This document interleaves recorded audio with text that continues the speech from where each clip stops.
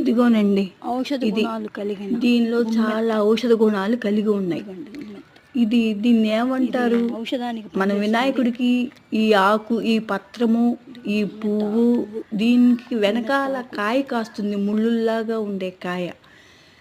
దీన్ని ఏమంటారంటే ఉమ్మెత్త అంటాం. దీనిలో మనము ఆకులతో మందు చేసుకునే చాలా రకం ఔషధాలకి పనిచేస్తుందండి ఇది. అంటే దీంట్లో 2 రకాలు ఉన్నాయి ఉమ్మెత్త.